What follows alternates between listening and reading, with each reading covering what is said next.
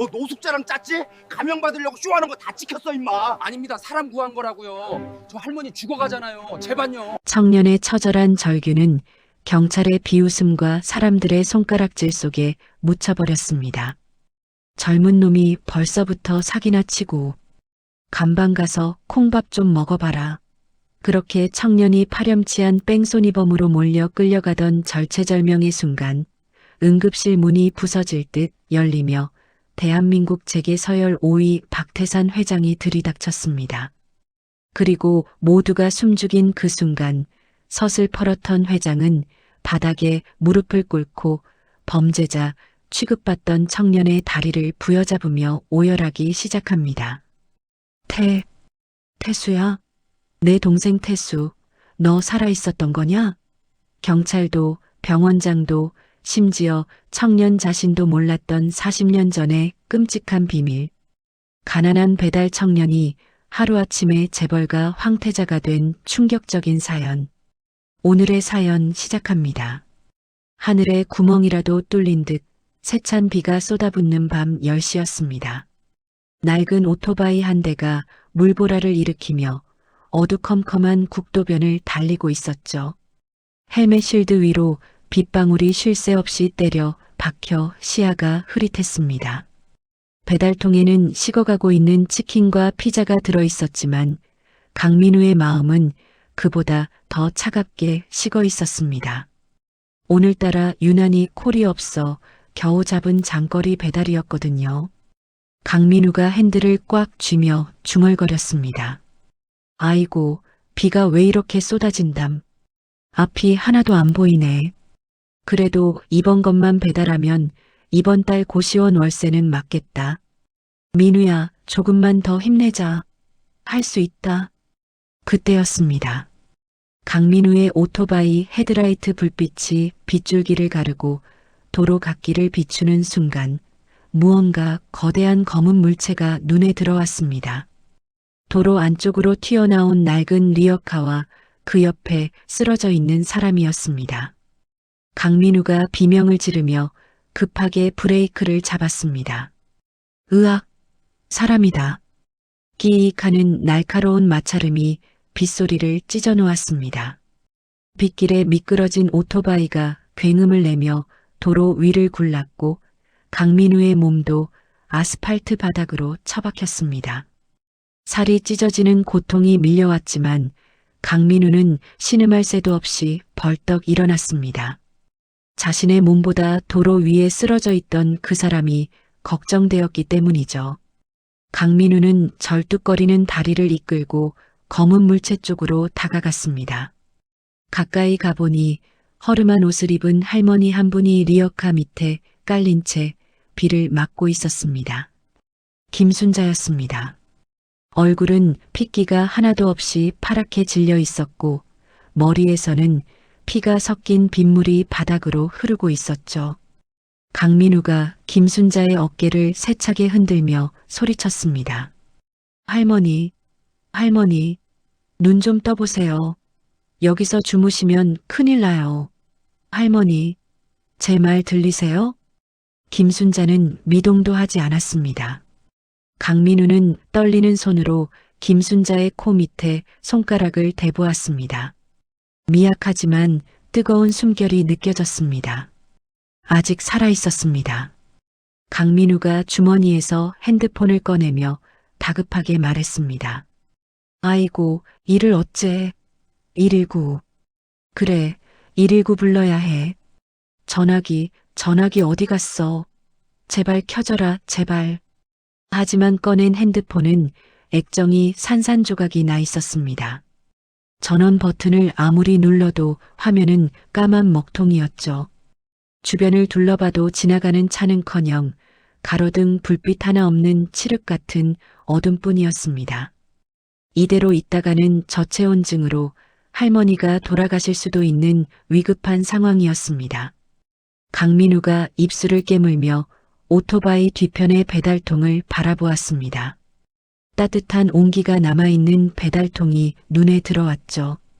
강민우는 망설임 없이 배달통 뚜껑을 열었습니다. 그리고 안에 들어있던 치킨 박스와 피자 박스를 꺼내 빗물이 고인 진흙탕 바닥에 쏟아버렸습니다. 강민우가 바닥에 쏟아진 음식을 보며 울먹이듯 중얼거렸습니다. 손님, 정말 죄송합니다. 사장님, 죽을 죄를 졌습니다. 그래도 사람 목숨이 먼저잖아요. 나중에 제가 다 물어낼게요. 강민우는 보온 기능이 있는 배달통 내피를 뜯어내 김순자의 머리를 감쌌습니다. 그리고 자신이 입고 있던 우비를 벗어 김순자의 젖은 몸 위에 덮어주었죠. 비에 젖은 셔츠 하나만 걸친 강민우의 몸이 사시나무 떨듯 떨려왔지만 그는 아랑곳하지 않았습니다. 강민우가 김순자를 등에 업으며 이를 악물었습니다. 축 늘어지는 김순자의 몸은 생각보다 훨씬 무거웠습니다. 강민우가 거친 숨을 몰아쉬며 말했습니다. 할머니, 정신줄 놓으시면 안 돼요. 제가 업고 뛸게요. 병원 금방 가니까 조금만 참으세요. 강민우는 빗속을 뚫고 달리기 시작했습니다. 무릎에서는 피가 흘러내리고 숨은 턱 끝까지 차올랐습니다. 그때 뒤쪽에서 환한 불빛과 함께 고급 세단 승용차 한 대가 다가왔습니다. 강민우는 희망을 발견한 듯 손을 크게 흔들며 도로 한가운데로 뛰어들었습니다. 강민우가 손을 흔들며 절규했습니다. 살려주세요. 여기 사람 있어요. 사람 죽어가요. 병원까지만 좀 태워주세요. 제발요. 하지만 승용차는 속도를 줄이지 않았습니다. 오히려 운전석 창문이 살짝 내려가더니 운전자가 인상을 찌푸리며 강민우를 쏘아보았습니다. 운전자가 경적을 길게 울리며 소리쳤습니다. 에이, 재수없게. 비키지 못해? 얻어 탈 차가 없어서 남의 차를 막아? 미쳤어? 사악. 승용차는 흙탕물을 강민우와 김순자에게 잔뜩 튀기며 쌩하니 지나가 버렸습니다. 얼굴에 튀어오른 진흙을 닦을 새도 없이 강민우는 멀어지는 차를 보며 허탈한 표정을 지었습니다. 하지만 원망할 시간조차 없었습니다. 등에 업힌 김순자의 체온이 점점 떨어지는 게 느껴졌기 때문이죠. 강민우가 김순자를 추어 올리며 다시 뛰기 시작했습니다. 할머니, 꽉 잡으세요. 저 나쁜 놈 욕할 시간도 없어요. 제가 무조건 살립니다. 걱정 마세요. 얼마나 달렸을까요? 멀리 읍내 병원의 십자가 불빛이 희미하게 보이기 시작했습니다. 강민우의 발걸음이 빨라졌습니다. 폐가 터질 것 같았지만 멈출 수 없었습니다. 응급실 자동문 앞에 도착했을 때 강민우는 거의 탈진 상태였습니다. 문이 열리자마자 강민우는 비틀거리며 안으로 들어섰습니다. 깨끗한 병원 바닥에 흙탕물과 빗물이 뚝뚝 떨어졌습니다. 그때 보안 요원 2명이 코를 막으며 강민우의 앞을 가로막았습니다. 보안 요원이 인상을 잔뜩 찌푸리며 말했습니다. 아니, 이게 무슨 냄새야? 어이, 노숙자. 당신들 여기 들어오면 안 돼. 냄새나니까 당장 나가. 강민우가 가쁜 숨을 몰아쉬며 다급하게 대답했습니다. 노숙자 아니에요. 사람 살려야 한다고요. 길에 쓰러진 분을. 헉헉? 모시고 왔어요. 의사 선생님 좀 빨리 불러주세요. 하지만 보안 요원은 강민우의 행색을 위아래로 훑어보며 비웃었습니다. 보안 요원이 손을 휘저으며 말했습니다. 거짓말하지 말고 나가라니까. 저기 무료 급식소나 가보시던가. 여긴 병원이야, 병원. 돈 없으면 치료 못 받아. 그 소란을 듣고 응급실 안에서 간호사와 원무과 직원이 나왔습니다. 강민우는 보안 요원을 밀치고 직원들에게 다가갔습니다. 강민우가 김순자를 근처 빈 침대에 눕히며 애원했습니다. 선생님, 이 할머니 숨이 넘어가요. 제발 좀 봐주세요. 사람이 죽는다고요. 간호사가 김순자의 상태를 살피더니 표정이 굳어졌습니다. 간호사가 원무과 직원에게 고개를 돌리며 말했습니다. 어머, 동공반사가 없어요. 저체온증에 뇌진탕 의심돼요. 당장 처치 안 하면 오늘 밤 못 넘기겠는데요? 그 말을 들은 원무과 직원이 난처한 표정으로 강민우를 바라보았습니다. 원무과 직원이 차트를 톡톡 치며 물었습니다. 보호자분이세요? 접수부터 하셔야 하는데.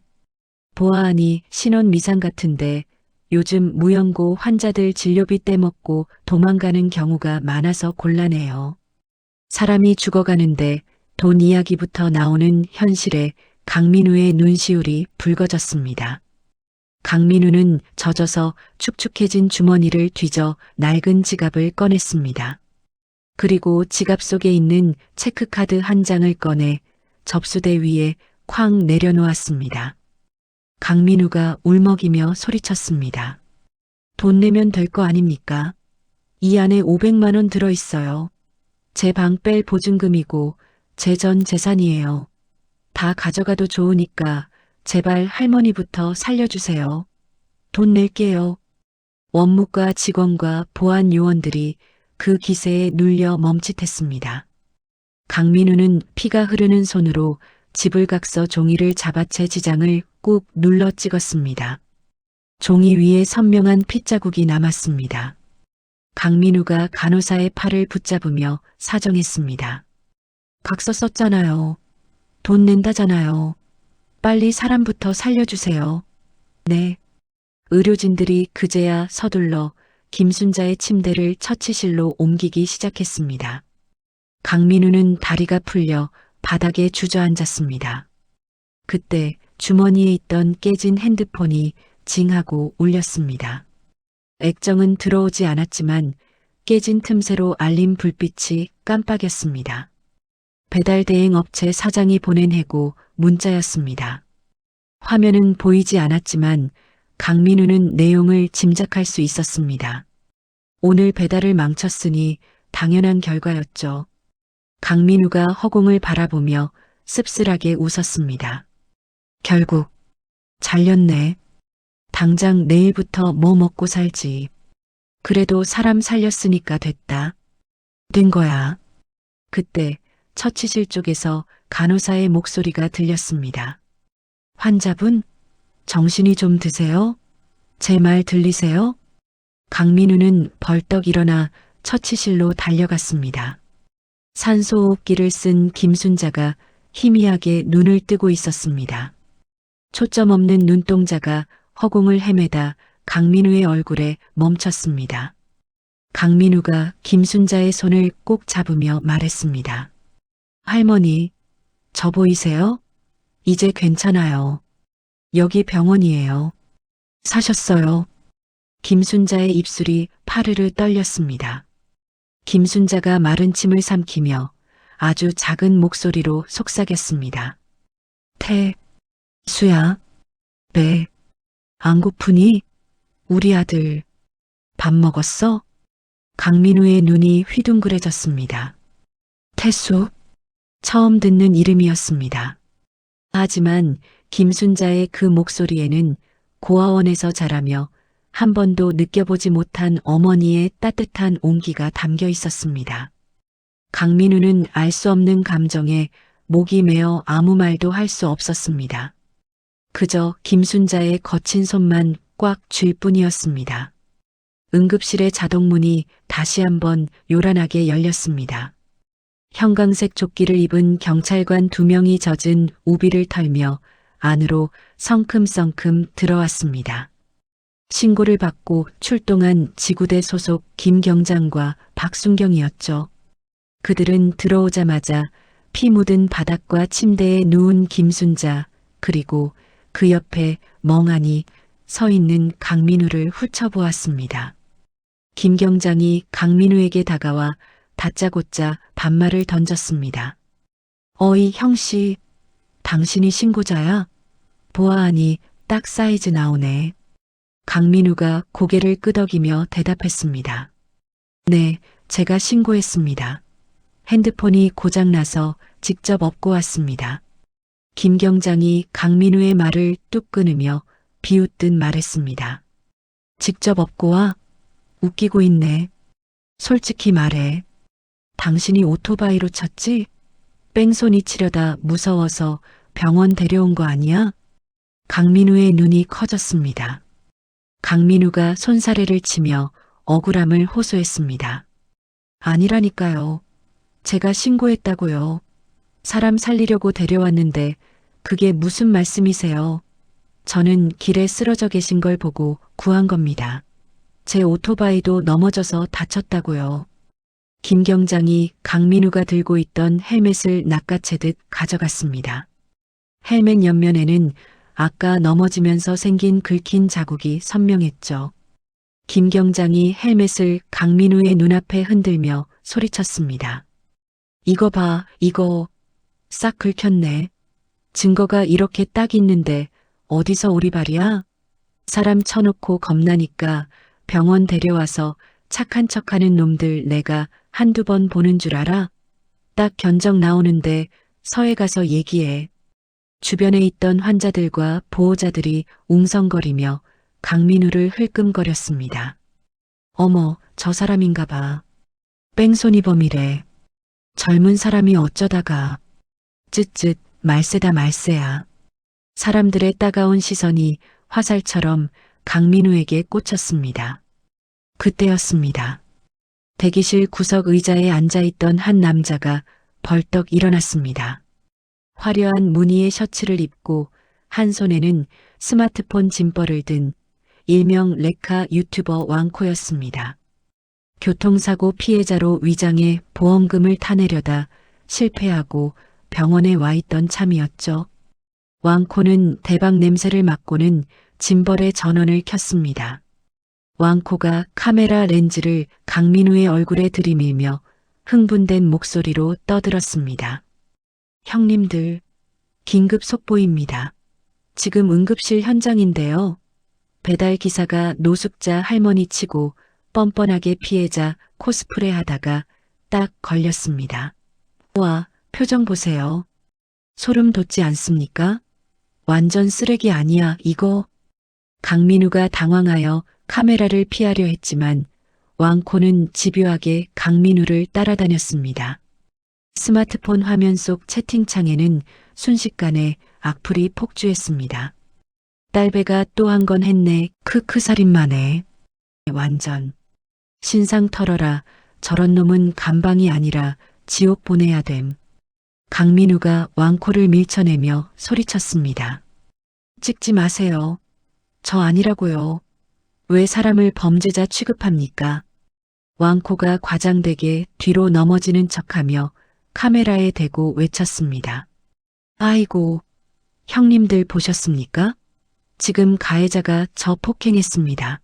와, 진짜 인성 바닥이네요. 이거 증거 영상 남았습니다.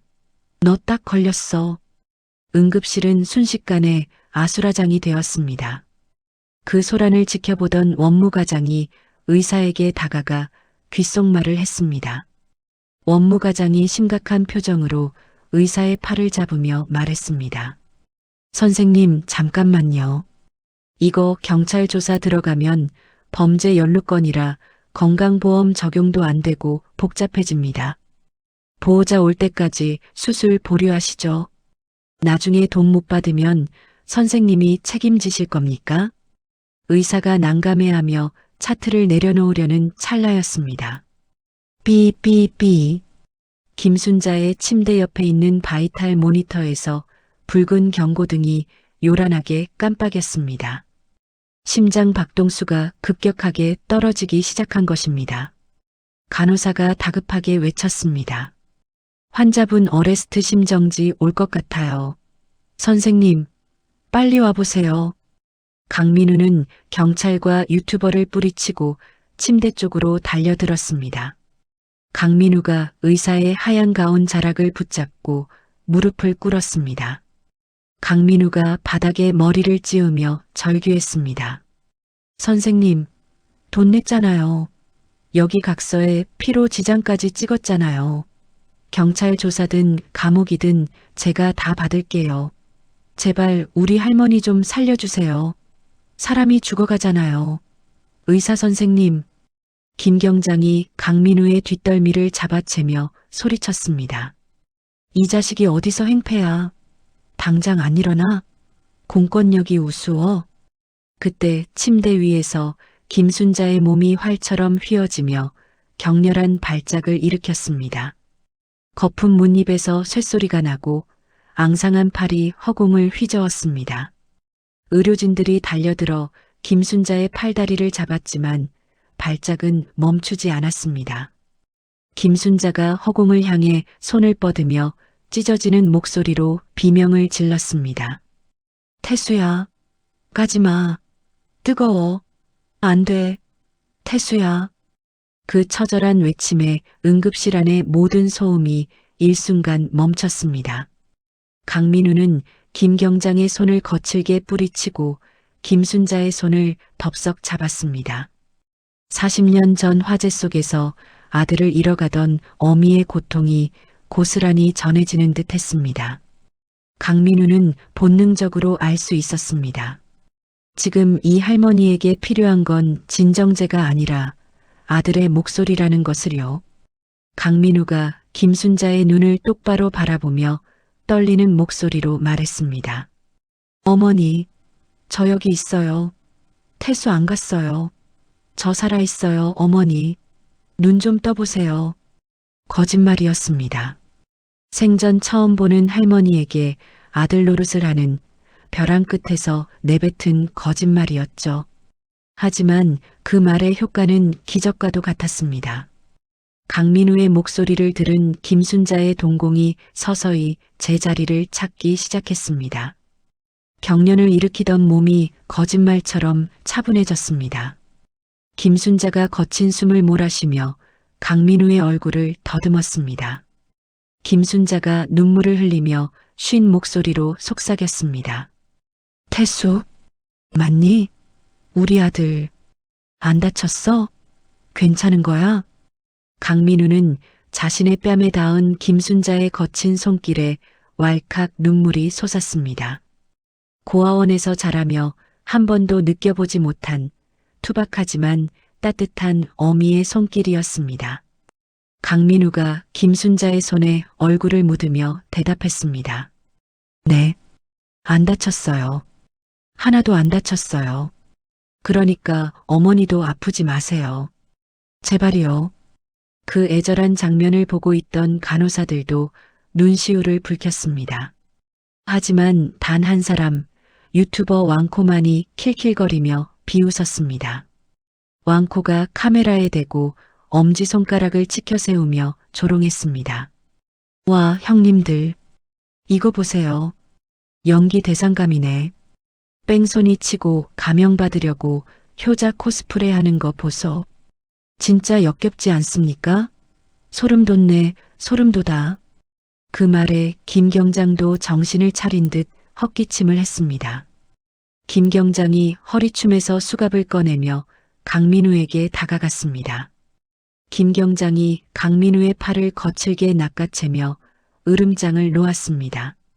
쇼 그만하고 일어나. 공무집행 방해에 소란죄까지 추가되기 싫으면 당장 따라와. 강민우가 침대 난간을 붙잡고 버텼습니다. 수술실 들어가는 것만 보고 갈게요. 10분만, 아니 5분만 기다려주세요. 제발요. 김 경장이 강민우의 팔을 뒤로 꺾으며 소리쳤습니다. 말 더럽게 안 듣네. 박순경, 뭐해? 이 자식 다리 잡아. 끌어내. 박순경까지 합세하여 강민우를 강제로 끌어내려 했습니다. 강민우는 필사적으로 저항했고 그 과정에서 링거 거치대가 와르르 넘어졌습니다. 약병이 깨지고 유리 파편이 바닥에 튀었습니다. 강민우의 낡은 점퍼가 찢어지고 바닥에 엎어진 강민우의 위로 경찰들이 올라탔습니다. 김 경장이 강민우의 팔목에 수갑을 채우려는 그 순간이었습니다. 위잉! 병원 로비의 자동문이 양쪽으로 활짝 열리는 소리가 들렸습니다. 평소와는 다르게 문이 부서질 듯 끝까지 열렸죠.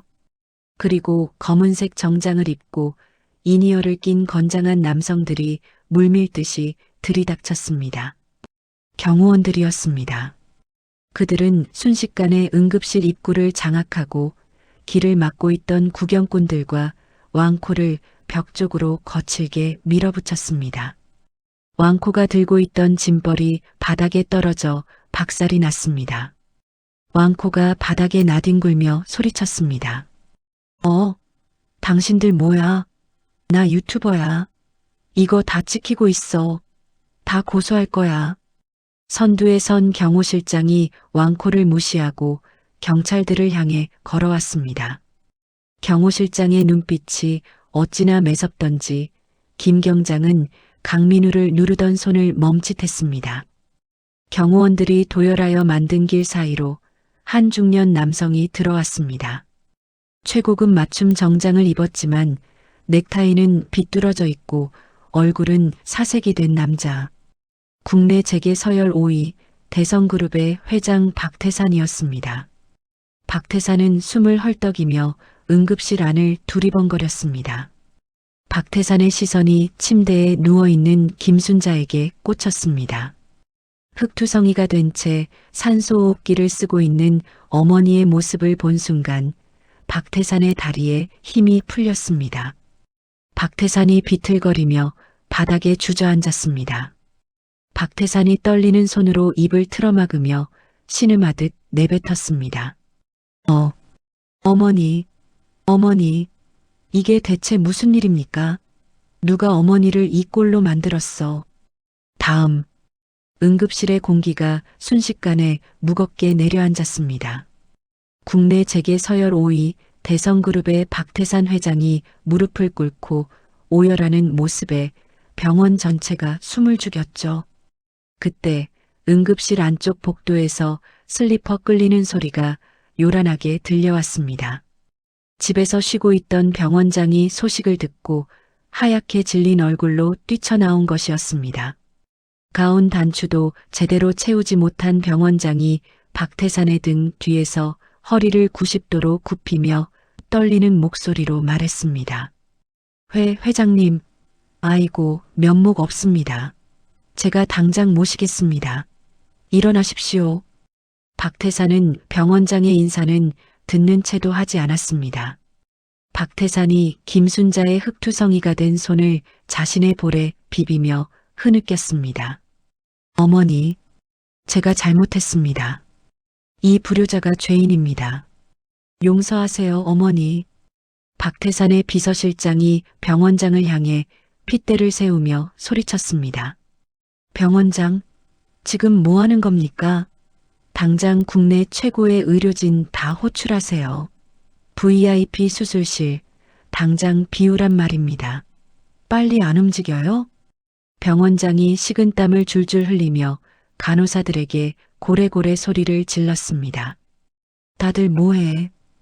수술실 당장 세팅 안 하고. 흉부외과 과장님 지금 어디시냐고. 빨리빨리 움직여. 의료진들이 혼비백산하여 움직이기 시작하자 박태산이 천천히 자리에서 일어났습니다.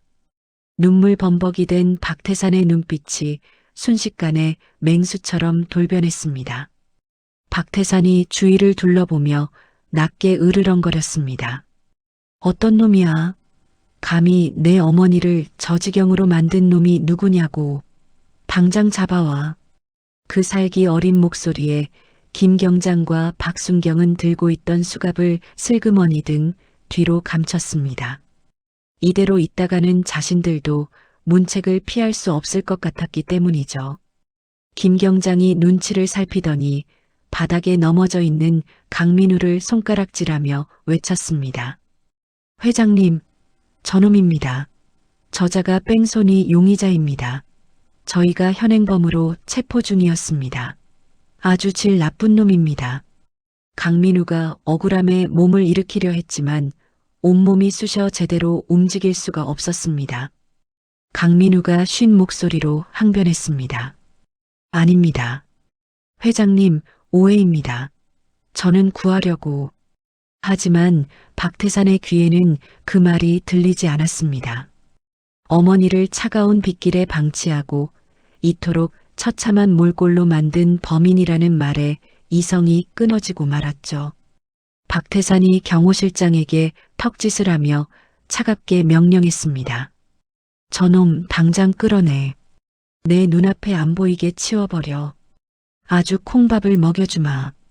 명령이 떨어지기 무섭게 경호원 4명이 강민우에게 달려들었습니다.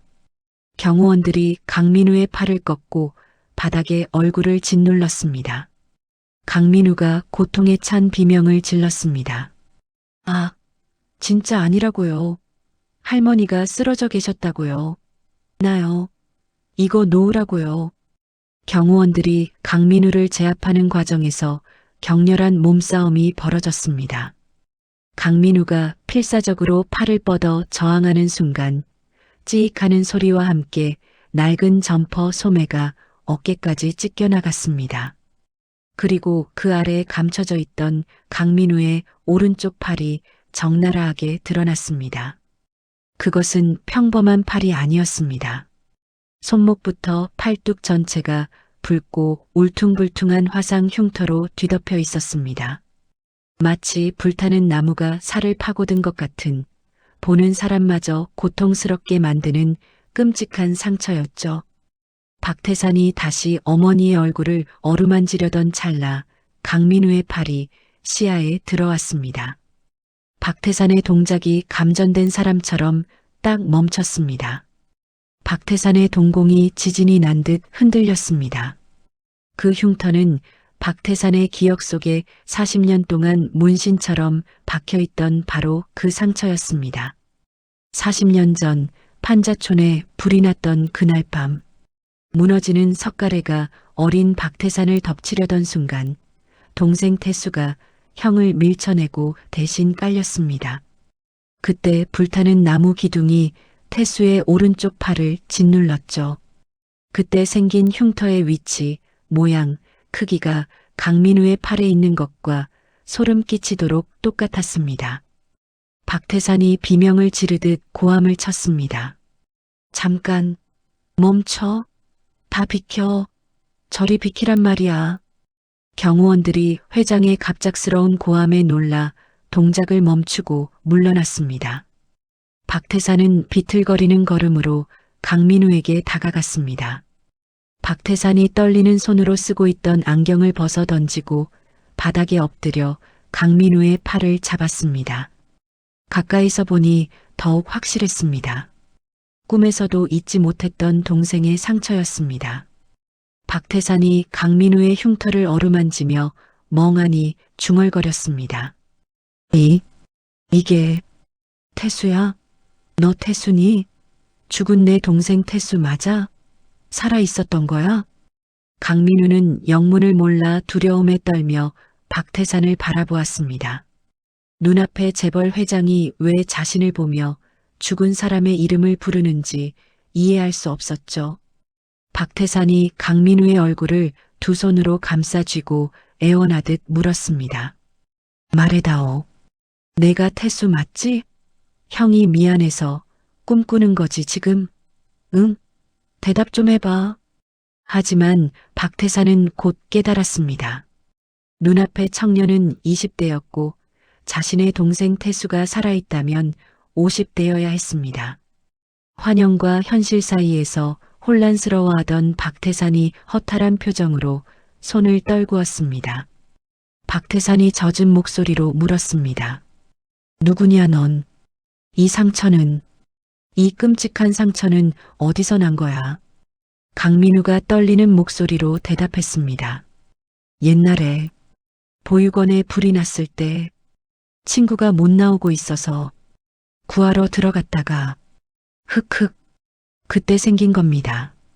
그 말을 듣는 순간 박태산의 눈에서 굵은 눈물방울이 뚝뚝 떨어졌습니다. 형을 구하려다 죽은 동생 태수, 친구를 구하려다 평생 지울 수 없는 흉터를 가진 강민우. 두 사람의 모습이 박태산의 눈앞에서 완벽하게 겹쳐졌습니다. 박태산에게는 마치 죽은 동생이 환생하여 다시 눈앞에 나타난 것만 같은 충격이었습니다. 박태산이 다시 한번 강민우의 흉터를 소중하게 쓰다듬었습니다. 너도 누군가를 구하려다 이렇게 된 거구나. 내 동생처럼 바보같이 착한 녀석이구나. 박태산이 경호원들을 향해 병력같이 소리쳤습니다. 뭐하고들 있어. 당장 이 아이 일으켜. 귀한 손 귀한 몸 상하게 누가 누르고 있어. 다 비켜.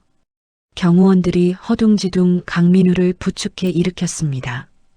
박태산이 직접 강민우의 찢어진 옷매무새를 정리해주고 흙 묻은 바지를 털어주었습니다. 그 모습을 지켜보던 김 경장의 얼굴이 사색이 되었습니다. 상황이 완전히 뒤집혔다는 것을 직감한 것이죠. 김 경장이 비굴한 웃음을 지으며 박태산에게 다가갔습니다. 아이고 회장님, 뭔가 오해가 있으신 것 같은데 일단 서해 가서 조사를. 박태산이 김 경장을 차갑게 노려보며 말을 잘랐습니다. 조사? 내 어머니 생명의 은인을 범죄자 취급한 거 내가 모를 줄 알아? 어디서 수작이야? 박태산이 비서실장을 불렀습니다. 김 실장, 지금 당장 법무팀장 부르세요. 이 경찰관들 직권남용에 무고죄로 싹 다 고소해. 옷 벗게 만들라고. 내 모든 걸 걸고 끝까지 책임을 물을 거야. 김 경장과 박순경이 그 자리에 주저앉아 싹싹 빌기 시작했습니다. 회장님, 잘못했습니다. 한 번만 봐주십시오. 처자식이 있습니다. 하지만 박태산은 그들에게 눈길조차 주지 않았습니다. 박태산은 멍하니 서 있는 강민우의 두 손을 꼭 잡았습니다. 박태산의 눈가가 붉게 젖어 있었습니다. 박태산이 떨리는 목소리로 강민우에게 말했습니다. 미안하네. 정말 미안해. 내 어머니를 지켜줘서 고맙네. 그리고 이렇게 살아있어줘서 고마워. 정말 고맙네. 강민우는 이 상황이 믿기지 않았습니다. 조금 전까지 범죄자 취급을 받던 자신이 대한민국 최고 재벌 회장의 손을 잡고 있다는 사실이 꿈만 같았죠. 강민우가 얼떨떨한 표정으로 말했습니다. 아닙니다. 회장님, 저는 당연한 일을 했을 뿐인걸요. 그때 수술실 준비가 끝났다는 의료진의 외침이 들렸습니다. 이동 침대가 수술실로 향하자 박태산이 강민우의 어깨를 감싸 안으며 말했습니다. 가자. 우리 어머니 곁을 지켜드려야지. 같이 가자.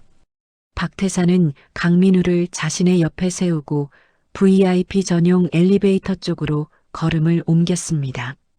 강민우는 찢어진 옷과 낡은 신발을 신은 초라한 모습이었지만 박태산은 그 어떤 귀빈보다 정중하게 강민우를 에스코트했습니다.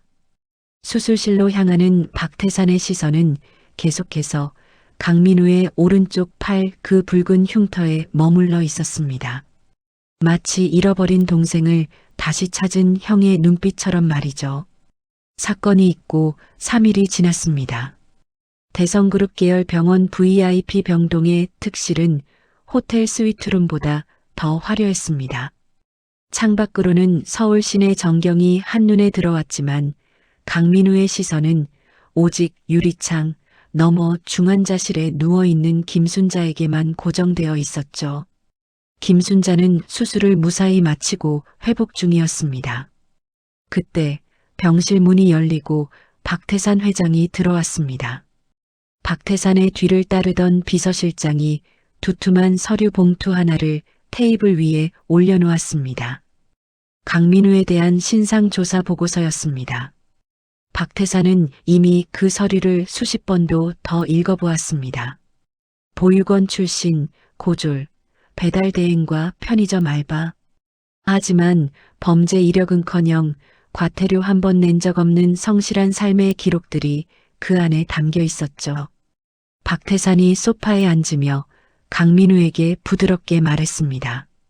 앉게. 할머니는 많이 좋아지셨다. 의사 말로는 기적이라고 하더군. 다 자네 덕분이야. 강민우가 예의 바르게 고개를 숙였습니다. 아닙니다, 회장님. 다 회장님 정성 덕분입니다. 정말 감사합니다. 박태산이 테이블 위에 놓인 하얀 봉투를 강민우 앞으로 밀었습니다. 봉투 입구가 살짝 열려 있었는데 그 안에는 영이 빽빽하게 적힌 수표가 들어 있었습니다. 평생 만져보기도 힘든 거액이었습니다. 박태산이 인자한 미소를 지으며 말했습니다. 자, 밖에. 섭섭지 않게 넣었어. 자네가 내 어머니를 살렸고 또 억울한 누명까지 썼으니 보상하는 게 도리지. 이걸로 방도 좀 옮기고 맛있는 것도 사 먹고 빚도 갚고 하게. 강민우는 봉투를 바라보더니 단호하게 고개를 저었습니다. 그리고 봉투를 다시 박태산 쪽으로 조심스럽게 밀어놓았습니다. 강민우가 정중하지만 힘 있는 목소리로 말했습니다. 회장님, 천만부당한 말씀입니다. 할머니 살아나셨으면 됐지. 제가 돈 받자고 한 일이 아닙니다. 절대로 못 받습니다. 마음만 받겠습니다. 박태산의 눈이 커졌습니다. 지금까지 박태산 앞에서 돈을 거절한 사람은 단 한 명도 없었기 때문이죠. 박태산이 믿기지 않는다는 표정으로 물었습니다. 이 친구 보게. 지금 이 돈이 얼마인지 알고 거절하는 건가? 자네 사정 다 들었네. 고시원 보증금도 다 뺐다면서. 당장 잘 곳도 없으면서 앞으로 어쩔 셈인가? 강민우가 쑥스러운 듯 머리를 긁적였습니다. 몸은 튼튼하니까요. 다시 배달일 구해서 시작하면 됩니다. 젊어서 고생은 사서도 한다잖아요.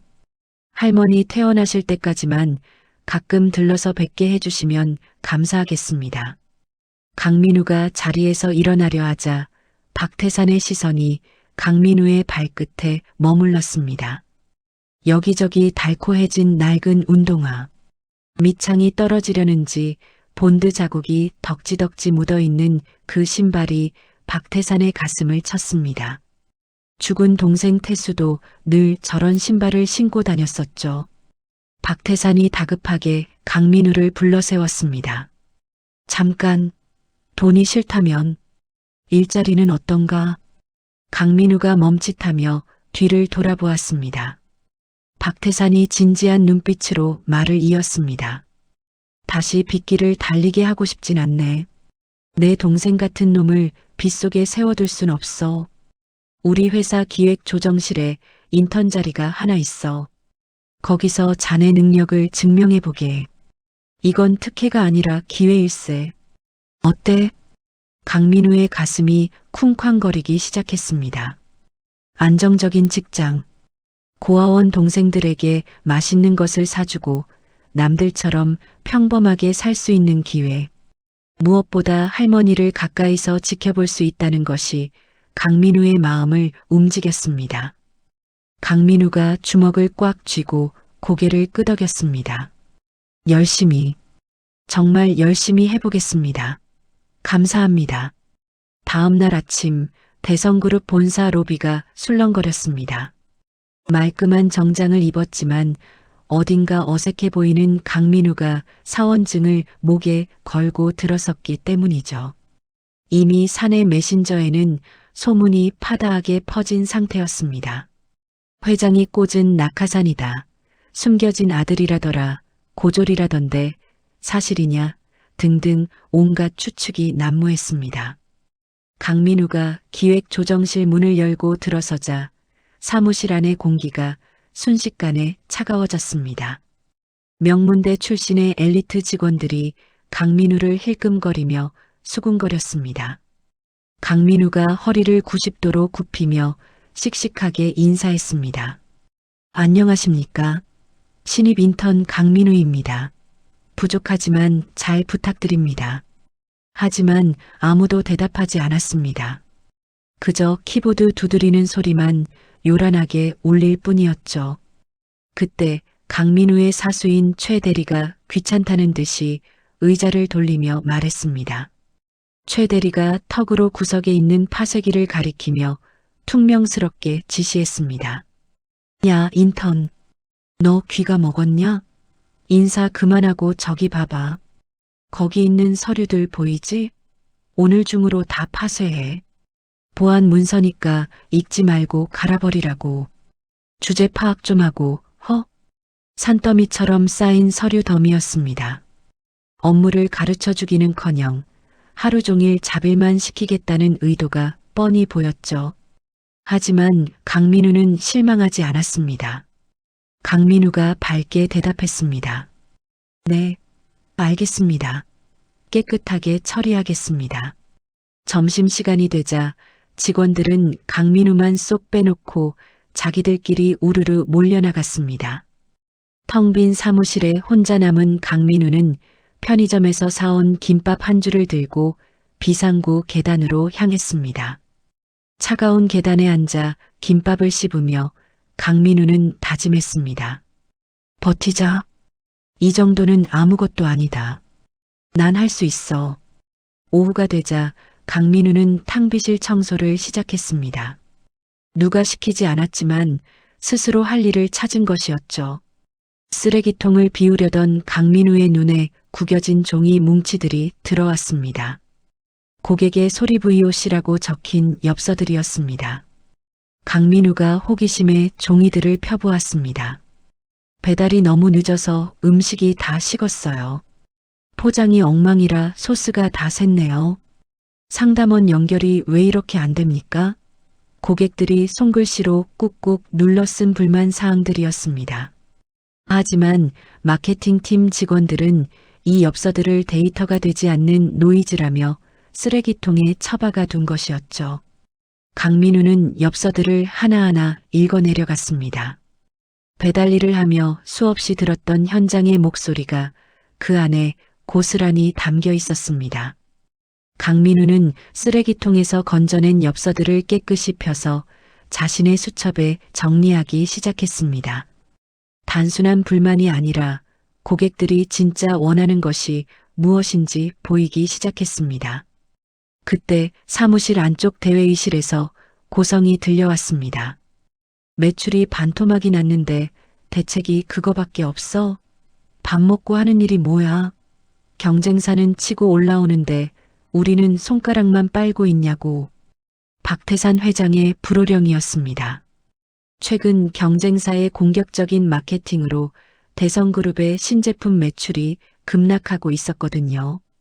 비상회의가 소집되었지만 임원들은 뻔한 수치와 그래프만 늘어놓으며 서로 책임을 떠넘기기에 바빴습니다. 분위기가 살얼음판 같았습니다. 최 대리가 강민우에게 쟁반을 떠밀며 짜증스럽게 말했습니다. 야, 인턴. 눈치 없게 서 있지 말고 회의실에 커피나 갖다 드려. 들어가서 입도 뻥긋하지 말고 쥐 죽은 듯이 있다 나와라. 알았어? 강민우는 떨리는 손으로 쟁반을 들고 회의실 문을 열었습니다. 팽팽한 긴장감이 감도는 회의실. 박태사는 넥타이를 풀어 헤친 채 화를 사귀고 있었고 임원들은 고개를 푹 숙이고 있었습니다. 마케팅 본부장이 식은땀을 닦으며 변명했습니다. 회장님, 빅데이터 분석 결과 가격 경쟁력이 문제라고 판단됩니다. 할인 이벤트를 더 늘려야. 박태산이 책상을 내리치며 소리쳤습니다. 할인? 돈 써서 매출 올리는 걸 누가 못해? 개나 소나 다 하는 거 말고 고객들 마음을 움직일 걸 가져오란 말이야. 내 말이 틀려? 정막이 흘렀습니다. 아무도 대답하지 못하는 상황. 강민우가 임원들 앞에 커피잔을 내려놓다가 문득 자신의 수첩을 꽉 쥐었습니다. 지금이 아니면 영영 기회가 없을 것 같다는 생각이 들었습니다. 강민우가 마른 침을 삼키고 용기를 내어 입을 열었습니다. 회장님, 제가 한 말씀만 올리면 안 되겠습니까? 딱 한 번만 제 이야기 좀 들어주십시오. 모든 시선이 강민우에게 쏠렸습니다. 최 대리가 기겁하며 강민우의 소매를 잡아당겼습니다. 너 미쳤어? 죄송합니다, 회장님. 인턴이 아직 교육이 안 돼서 빨리 안 나와? 하지만 박태산이 손을 들어 최 대리를 제지했습니다. 박태산이 강민우를 흥미롭다는 듯 바라보며 말했습니다. 아니, 나도 봐라. 패기가 좋네. 자네 무슨 할 말이 있지? 말해보게. 강민우는 주머니에서 꼬깃꼬깃해진 엽서들과 자신의 수첩을 꺼내 테이블 위에 올려놓았습니다. 화려한 PPT 자료들 사이에서 쓰레기통에서 주워온 엽서들은 너무나 초라해 보였습니다. 임원들이 코웃음을 쳤습니다. 강민우가 떨리지만 분명한 목소리로 말했습니다. 제가 쓰레기통에서 주운 고객들의 목소리입니다. 여기에는 가격 이야기는 거의 없습니다. 고객들이 진짜 화난 건 돈 때문이 아니라 무시당했다는 기분 때문입니다. 강민우는 수첩을 펼쳐 자신이 정리한 내용을 보여주었습니다. 배달하면서 만난 손님들은 거창한 이벤트보다 식지 않은 따뜻한 음식과 늦어서 죄송합니다라는 말 한마디를 원했습니다. 저희는 지금 물건을 파는 게 아니라 마음을 전해야 한다고 생각합니다. 강민우는 자신이 구상한 찾아가는 위로 도시락과 손편지 캠페인에 대해 이야기하기 시작했습니다. 투박하지만 진심이 담긴 현장의 경험이 살아있는 아이디어였습니다. 설명이 이어질수록 임원들의 비웃음은 사라지고 회의실 안은 쥐 죽은 듯 조용해졌습니다. 설명을 마친 강민우가 고개를 숙였습니다. 이상입니다. 주제넘게 나서서 죄송합니다. 잠시 후 정적을 깨고 박수 소리가 들려왔습니다. 짝짝짝. 박태산 회장이었습니다. 박태산이 자리에서 일어나 환한 미소를 지으며 박수를 치고 있었습니다. 박태산이 임원들을 둘러보며 호탕하게 웃었습니다. 봤나? 이게 바로 내가 원하던 거야. 쓰레기통에 답이 있었군 그래. 다들 반성해. 박태산이 강민우에게 다가와 어깨를 두드리며 말했습니다. 강민우 인턴. 아니, 강민우 씨. 자네 말이 100번 맞아. 당장 이 기획안대로 진행해. 내가 책임질 테니 밀어붙여. 최 대리와 임원들은 입을 다물지 못했습니다. 투명 인간 취급받던 낙하산 인턴이 회사의 운명을 바꿀 열쇠를 쥔 순간이었습니다.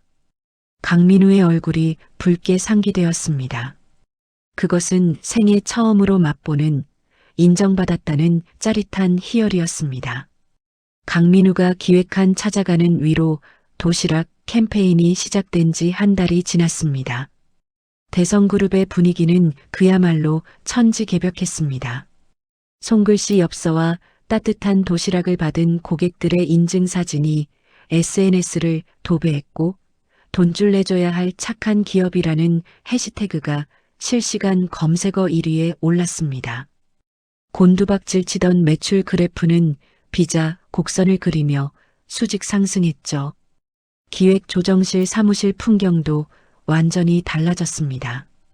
강민우가 사무실 문을 열고 들어오자 직원들이 자리에서 일어나 박수를 쳤습니다. 아이고, 우리 민우 씨 오셨어? 민우 씨가 우리 팀 살렸어. 민우 씨 덕분에 이번 달 보너스 두둑하겠어. 최고야. 한 달 전만 해도 강민우를 투명 인간 취급하던 사람들이었습니다. 그때 누군가 강민우의 책상 위에 김이 모락모락 나는 커피를 조심스럽게 내려놓았습니다. 강민우의 사수 최 대리였습니다. 최 대리가 쑥스러운 표정으로 뒷머리를 극적이며 말했습니다. 민우 씨, 아메리카노 맞지? 샷 추가했어. 내가 탔는데 입에 맞을지 모르겠네. 맛있게 마셔. 강민우가 당황하여 손사래를 쳤습니다. 아니, 대리님, 제가 타 마시면 되는데요. 왜 이러세요, 부담스럽게. 제가 할게요. 최 대리가 강민우의 어깨를 주무르며 너스레를 떨었습니다. 에이, 우리 에이스한테 이 정도 서비스는 해야지. 그리고 미안해. 내가 그동안 좀 못나게 굴었지? 사람 볼 줄을 몰라서 그랬어. 진짜 미안하다. 앞으론 형이라 불러. 형. 진심이 담긴 사과였습니다. 강민우는 웃으며 최 대리의 손을 잡았습니다. 아닙니다, 대리님. 앞으로 더 많이 가르쳐 주세요. 잘 부탁드립니다. 사무실에는 웃음꽃이 피었습니다. 강민우는 책상 위에 놓인 사원증을 만지작거렸습니다. 인턴 강민우. 그 작은 플라스틱 카드가 이제는 훈장처럼 느껴졌습니다. 퇴근 시간이 가까워지자 비서실장이 강민우를 찾아왔습니다. 비서실장이 정중하게 허리를 굽히며 말했습니다. 강민우 씨, 회장님께서 오늘 저녁 식사에 초대하셨습니다. 성북동 자택으로 모시겠습니다. 강민우는 얼떨떨한 기분으로 회장 전용 차량에 올랐습니다. 차는 서울 시내를 빠져나와 고즈넉한 성북동 주택가로 들어섰습니다. 높은 담벼락과 웅장한 대문이 위압감을 주는 대저택이었습니다. 대문이 열리고 차가 정원 안으로 들어서자 현관 앞에 마중 나온 두 사람의 모습이 보였습니다. 편안한 개량 한복을 입은 박태산 회장과 곱게 화장을 한 김순자 할머니였습니다. 강민우가 차에서 내리자마자 김순자가 버선발로 달려왔습니다. 김순자가 강민우의 두 손을 잡고 아이처럼 방방 뛰며 좋아했습니다. 내 새끼, 우리 태수 왔구나. 아이고, 학교 다녀왔어? 배고프지? 엄마가 밥 해놨어. 어서 와, 내 강아지. 치매 증상이 있는 김순자는 여전히 강민우를 죽은 아들 태수로 착각하고 있었습니다. 강민우는 잠시 멈칫했지만 이내 환하게 웃으며 대답했습니다. 네, 어머니. 다녀왔습니다. 저 많이 배고파요. 얼른 밥 주세요. 박태산이 그 모습을 흐뭇하게 바라보며 말했습니다. 어서 들어오게. 어머니가 자네 온다고 아침부터 부엌을 떠나질 않으셨어. 아주 잔치가 났어. 저택의 식탁에는 화려한 코스 요리 대신 소박하지만 정성이 가득 담긴 집밥이 차려져 있었습니다. 보글보글 끓는 된장찌개, 두툼한 계란말이, 노릇하게 구운 조기구이. 모두 강민우가, 아니 죽은 태수가 좋아했던 반찬들이었습니다. 세 사람은 식탁에 둘러앉았습니다. 김순자는 자신의 밥은 먹지도 않고 생선 가시를 하나하나 발라 강민우의 밥숟가락 위에 올려주었습니다. 김순자가 사랑이 뚝뚝 묻어나는 눈빛으로 말했습니다. 많이 먹어, 내 새끼. 살이 왜 이렇게 쏙 빠졌어? 공부하느라 힘들지? 천천히 꼭꼭 씹어 먹어. 강민우는 목이 메어 밥을 넘기기가 힘들었습니다. 고아원에서 자라며 늘 혼자 밥을 먹었던 강민우에게 누군가 생선을 발라준다는 건 상상도 못한 일이었습니다. 강민우가 눈물을 꾹 참으며 크게 한술을 뜨고 말했습니다.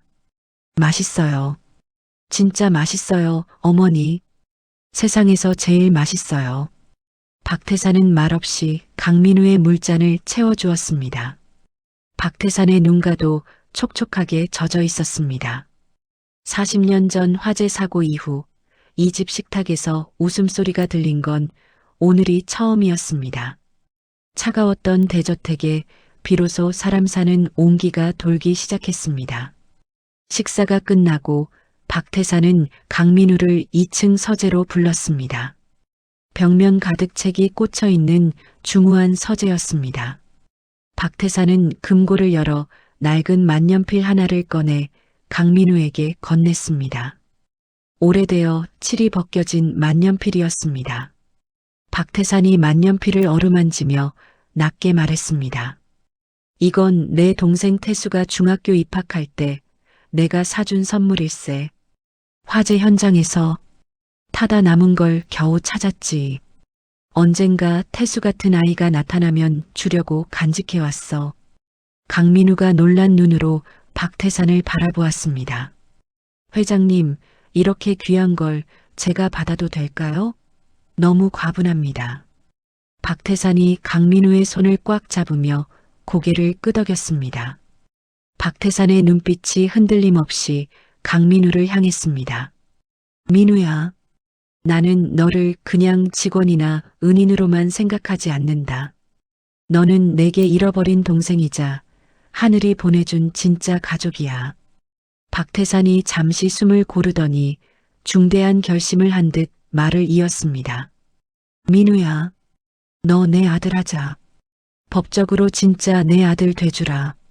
응? 이 못난 애비 소원이다. 강민우의 심장이 쿵 하고 내려앉았습니다. 재벌가 회장의 아들. 상상조차 해본 적 없는 제안이었습니다. 강민우가 떨리는 목소리로 되물었습니다. 하지만 저는 고아에다가 가진 것도 없습니다. 회장님께 누만 될 겁니다. 안 됩니다, 회장님.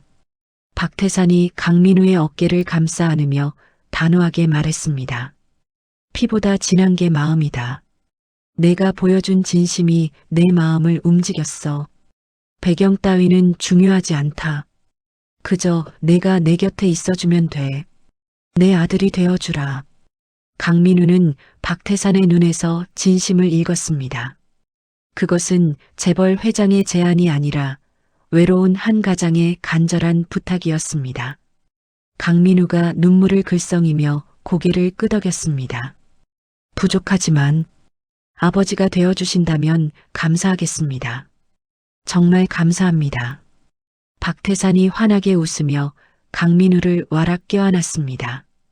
고맙다. 정말 고맙다, 아들아. 내 아들. 두 사람은 거실로 내려왔습니다. 벽난로 앞에서 김순자, 박태산, 그리고 강민우가 나란히 섰습니다. 박태산이 즉석 사진기를 꺼내 들었습니다. 자, 우리 가족 사진 한번 찍자. 여기 보세요. 김치. 찰칵. 플래시가 터지고 사진 한 장이 출력되었습니다. 사진 속 세 사람은 누구보다 행복하게 웃고 있었습니다. 서로가 서로의 빈자리를 완벽하게 채워주는 진짜 가족의 모습이었죠. 강민우는 사진을 가슴에 품으며 생각했습니다. 이제 더 이상 혼자가 아니야. 나에게도 지켜야 할 가족이 생겼어. 강민우가 집으로 돌아가는 택시 안에서 창밖을 보며 미소 짓고 있을 때였습니다. 같은 시각 대성그룹 본사 사옥 15층 전무실의 불은 꺼지지 않고 있었습니다. 어둠이 내려앉은 사무실 안 그룹의 2인자인 김 전무가 창밖을 내려다보며 담배를 피우고 있었습니다. 재떨이에는 이미 꽁초가 수북하게 쌓여 있었죠. 김 전무가 신경질적으로 넥타이를 풀어헤치며 중얼거렸습니다. 박태산이 아주 노망이 제대로 났구만. 어디서 굴러먹던 개뼈다귀를 아들로 삼아 내 밥그릇 뺏기게 생겼는데 가만히 있을 줄 알아? 아주 짓밟아 버리겠어. 김 전무는 오늘 낮에 입수한 정보를 떠올렸습니다. 박태산이 법무팀에 강민우의 입적 절차를 비밀리에 지시했다는 첩보였죠. 이대로라면 차기 회장 자리는 김 전무가 아닌 강민우에게 돌아갈 것이 뻔했습니다. 김 전무의 눈이 독사처럼 번들거렸습니다. 굴러온 돌이 박힌 돌 뺄 수는 없지. 싹을 밟아버려야 해. 아주 확실하게. 재기불능으로 만들어주마. 똑똑. 노크 소리와 함께 모자를 푹 눌러 쓴 남자가 전무실로 들어왔습니다. 김 전무가 고용했던 해커 출신의 신복이었습니다. 남자가 말없이 고개를 끄덕였습니다. 김 전무가 서랍에서 검은색 외장하드 하나를 꺼내 남자에게 던졌습니다.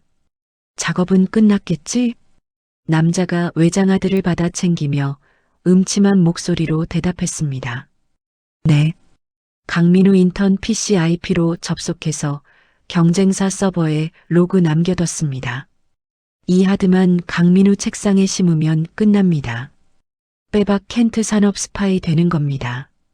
김 전무가 비열한 미소를 지으며 지시했습니다. 좋아.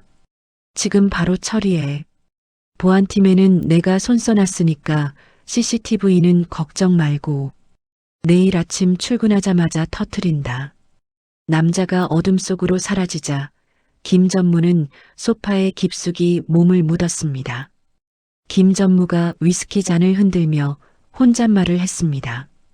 잘 가라, 효자 아들. 내일이면 넌 국민 역적이 되어 있을 거다. 크크크. 아무것도 모르는 강민우는 고시원 좁은 방에 누워 할머니가 싸주신 도시락통을 바라보고 있었습니다. 난생 처음 느껴보는 행복감에 취해 강민우는 입가에 미소를 머금은 채 깊은 잠에 빠져들었습니다. 내일 아침 자신에게 닥쳐올 거대한 폭풍우는 꿈에도 생각하지 못한 채 말이죠. 밤은 깊어가고 대성그룹 본사 복도에는 검은 그림자가 강민우의 자리를 향해 소리 없이 다가가고 있었습니다. 다음 날 아침 9시 대성그룹 기획조정실은 여느 때와 다름없이 활기찼습니다. 강민우는 책상 정리를 하며 콧노래를 흥얼거렸습니다. 가방 안에는 할머니가 새벽부터 일어나 정성껏 싸주신 계란말이, 도시락이 들어있었죠. 강민우가 옆자리 최 대리를 보며 밝게 인사했습니다. 형님, 좋은 아침입니다. 오늘 날씨가 참 좋죠? 최 대리가 커피를 마시며 웃으며 대답했습니다. 민우야. 얼굴이 아주 폈어. 무슨 좋은 일 있어? 하긴 요즘 내 덕분에 우리 팀 분위기 최고지. 밥 안 먹어도 배부르다 야. 평화로운 아침이었습니다. 하지만 그 평화는 단 1분 만에 산산조각이 났습니다. 쾅! 사무실 문이 부서질 듯 열리더니 파란색 완장을 찬 건장한 남자 10명이 우르르 들이닥쳤습니다.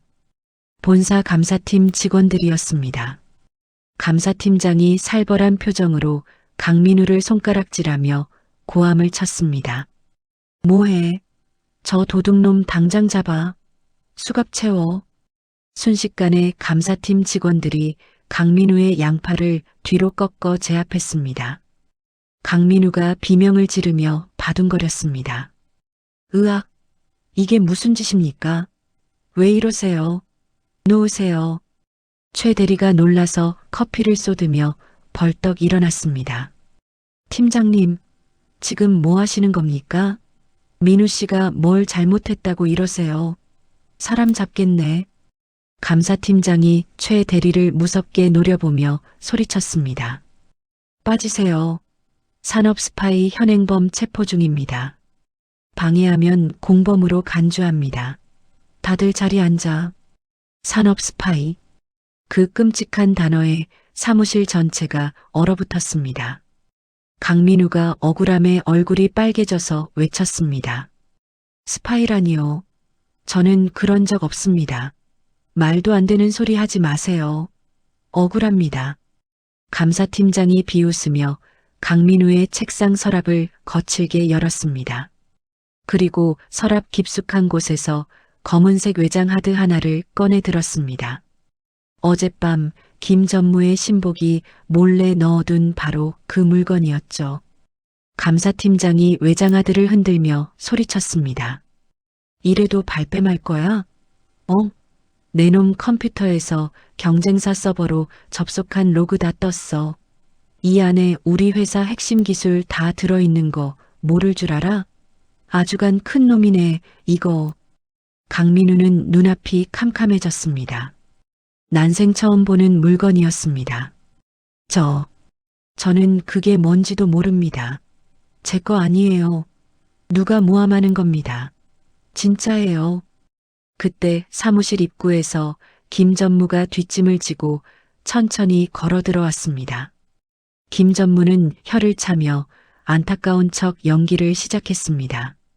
김 전무가 강민우를 내려다보며 짐짓 슬픈 목소리로 말했습니다.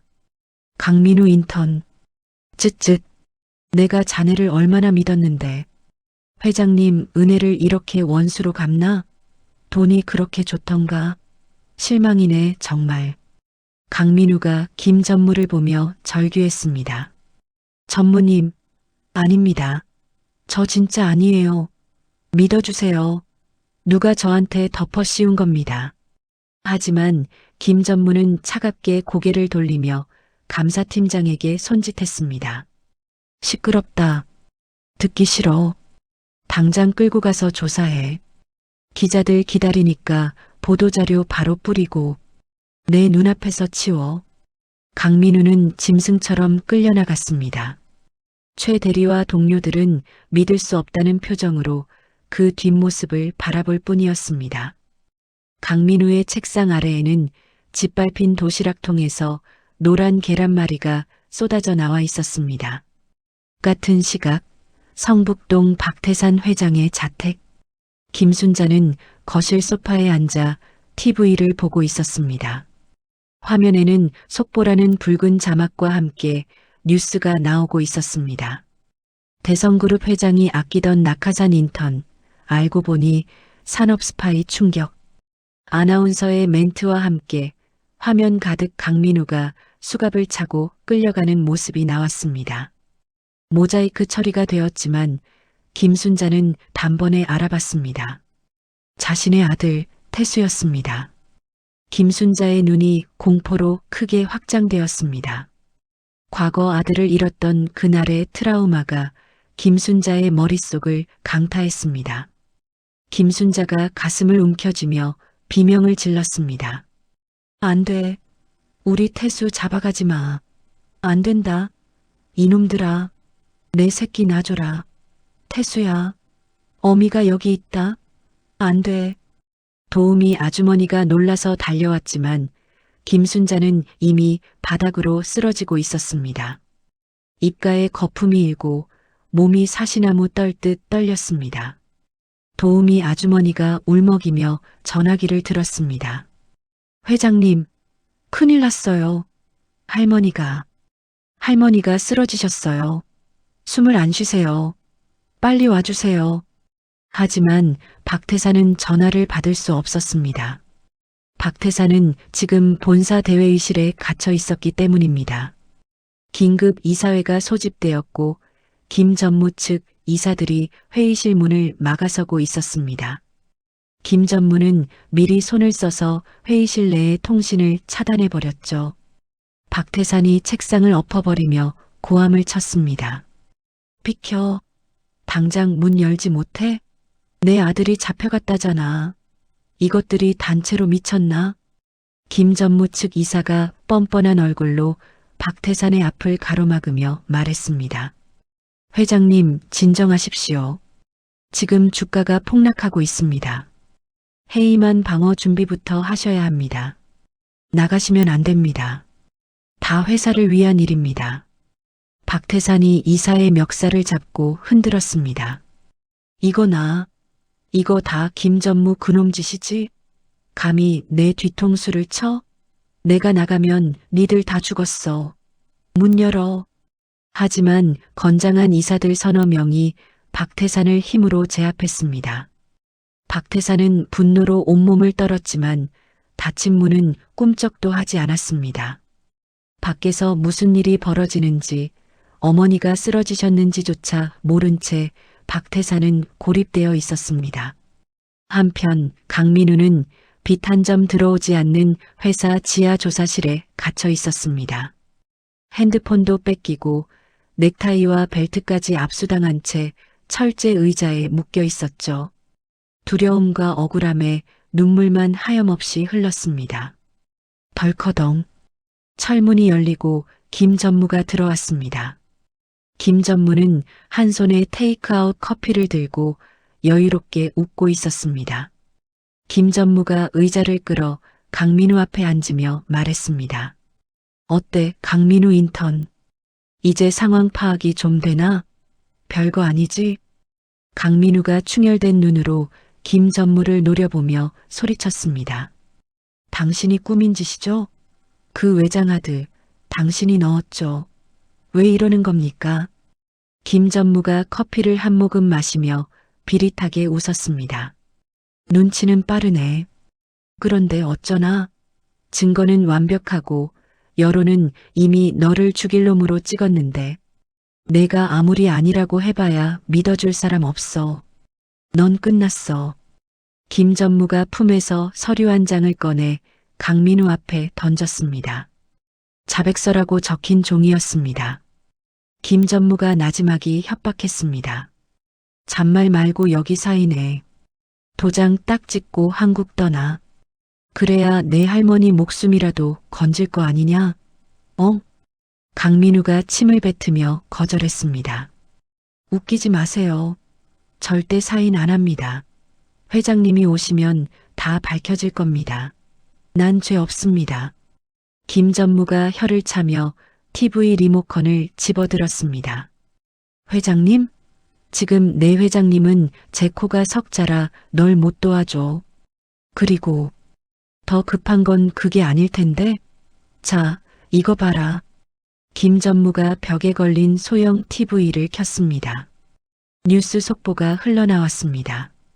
속보, 박태산 회장 모친, 아들 스파이 소식에 충격받아 뇌출혈 재발. 위독한 상태. 강민우의 심장이 멎는 것 같았습니다. 화면에는 구급차에 실려가는 김순자의 모습이 흐릿하게 보였습니다. 강민우가 의자를 들썩이며 울부짖었습니다. 안 돼. 어머니, 할머니, 으악, 이게 뭐야? 어머니. 김 전무가 강민우의 머리채를 잡고 TV 화면 쪽으로 돌리며 속삭였습니다. 잘 봐. 내가 버티면 저 노인네 죽어. 지금 당장 수술 안 하면 오늘 넘기기 힘들다던데 수술비는 누가 대줄까? 내가 사인하면 내가 최고급 의료진 붙여서 살려줄게. 딜 어때? 악마의 속삭임이었습니다. 자신의 명예를 지키려면 할머니가 죽고 할머니를 살리려면 파렴치한 범죄자가 되어야 했습니다. 강민우는 피가 나도록 입술을 깨물었습니다. 비겁한 자식. 당신이 사람이냐고. 어떻게 이래. 김 전무가 강민우를 바닥에 내동댕이 치며 말했습니다. 사람? 여기는 전쟁터야. 이기는 놈이 사람이고 정의야. 시간 딱 10분 준다. 생각 잘해. 김 전무는 탁자 위에 자신의 라이터를 툭 던져놓고는 콧노래를 부르며 조사실을 나갔습니다. 철문이 쾅 닫히고 다시 정막이 찾아왔습니다. 강민우는 바닥에 쓰러진 채 오열했습니다. 죄송해요. 저 때문에 할머니가. 그때 TV 뉴스에서 아나운서의 목소리가 다급하게 들려왔습니다. 현재 박태산 회장 모친 희귀 혈액형이라 수혈팩이 부족해 수술이 지연되고 있다고 합니다. 골든타임이 얼마 남지 않았습니다. 강민우의 귀가 번쩍 뜨였습니다. 희귀 혈액형? 강민우는 자신의 팔을 내려다보았습니다. 자신 역시 RH- 혈액형이었습니다. 지금 당장 병원으로 가서 피를 주지 않으면 할머니가 죽는다는 사실이 강민우의 뇌리를 스쳤습니다. 강민우가 비틀거리며 일어났습니다. 자백서에 사인할 시간이 없었습니다. 여기서 나가야만 했습니다. 하지만 굳게 닫힌 철문은 꿈쩍도 하지 않았습니다.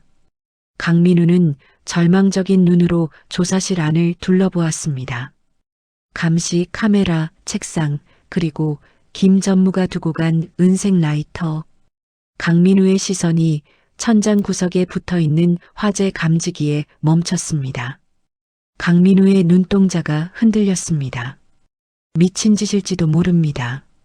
하지만 다른 방법이 없었습니다. 강민우가 책상 위에 놓인 라이터를 떨리는 손으로 집어들었습니다.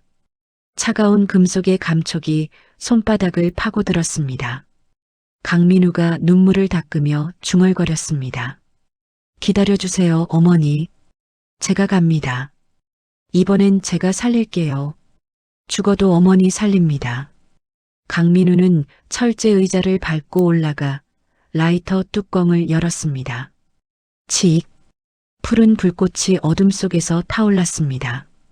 강민우는 그 불꽃을 천장의 화재 감지기 센서 바로 밑으로 가져갔습니다. 매캐한 연기가 피어오르기 시작했습니다. 강민우의 눈빛은 그 어느 때보다 뜨겁게 타오르고 있었습니다. 치익 하는 소리와 함께 화재 감지기 센서가 빨갛게 달아올랐습니다. 곧이어 건물 전체를 뒤흔드는 요란한 사이렌 소리가 터져 나왔습니다. 따르르릉, 따르르릉, 천장에 달린 스프링클러가 터지며 시커먼 물줄기가 폭포수처럼 쏟아졌습니다. 순식간에 조사실 안은 물바다가 되었고 매캐한 연기가 자욱하게 깔렸습니다. 밖에서 지키고 있던 보안 요원들이 당황한 기색으로 철문을 벌컥 열었습니다. 뭐야? 불이야? 무슨 일이야? 빨리 확인해. 그 틈을 놓칠 강민우가 아니었습니다. 강민우는 문이 열리는 순간 들고 있던 소화기를 보안 요원들의 발밑으로 집어던졌습니다. 그리고 뿌연 연기 속을 뚫고 복도로 튀어나갔습니다. 보안 요원들이 소리를 지르며 뒤를 쫓았지만 바닥이 물바다가 된 탓에 미끄러져 엉키고 말았습니다. 강민우는 뒤도 돌아보지 않고 비상구 계단을 향해 달렸습니다. 신발도 신지 않은 맨발이었습니다. 계단을 내려가는 동안 날카로운 파편에 발바닥이 찢겨 피가 났지만 강민우에게는 고통조차 느껴지지 않았습니다. 오직 한 가지 생각뿐이었습니다. 어머니를 살려야 해. 가야 해. 회사 정문을 빠져나온 강민우는 빗줄기가 쏟아지는 거리로 뛰어들었습니다. 택시를 잡을 시간조차 아까웠습니다. 강민우는 젖은 아스팔트 위를 미친 듯이 질주했습니다. 숨이 턱 끝까지 차오르고 심장이 터질 것 같았지만 강민우는 멈추지 않았습니다. 병원까지는 2km 1분 1초가 김순자의 생명과 직결된 시간이었습니다. 강민우가 빗물과 눈물이 뒤범벅된 얼굴로 소리쳤습니다. 어머니, 조금만 참으세요. 이 불효자식이 갑니다. 죽어도 어머니 살리고 죽을 겁니다. 제발 버텨주세요.